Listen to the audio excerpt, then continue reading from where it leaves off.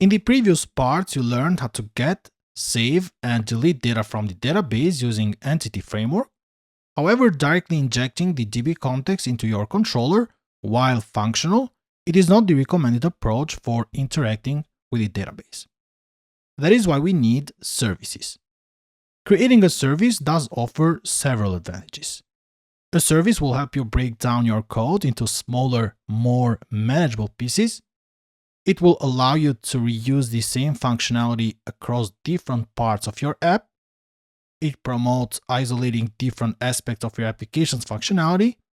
It has also support injecting functionality into other parts of your app. And last but not least, a service facilitates scaling and making your code easier to maintain and update. Now in this part, we are just going to create the two services of our app. In the upcoming ones, we're going to add the functionality. We are going to also configure them in the client app.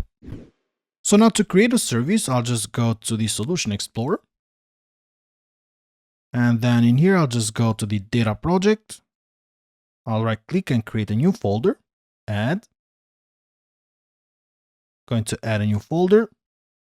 This is going to be named services. I'm going to create the first one. So add, and then a class. I'm going to name it the URL service. This is going to be public, and then class URL service.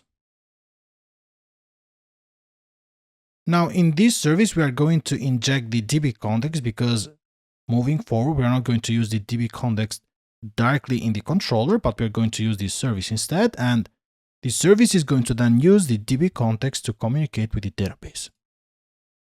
So for that, private app DB context, and then context, and then down here, I can use CTOR, then tab to create the constructor.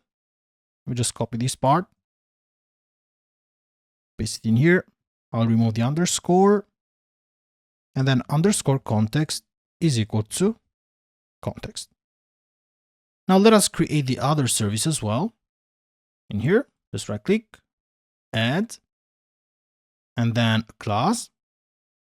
Let us name this users service.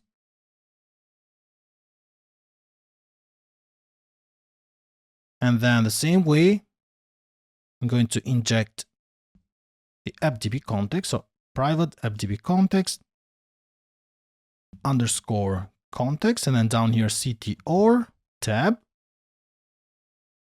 Let me just copy this value, paste it in here, and then set the value of the context to be context.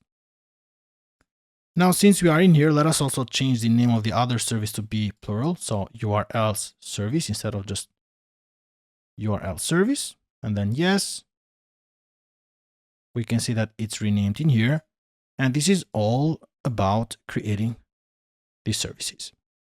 On the next part, we're going to add the first method, and that is going to be to get data from the database using a service method.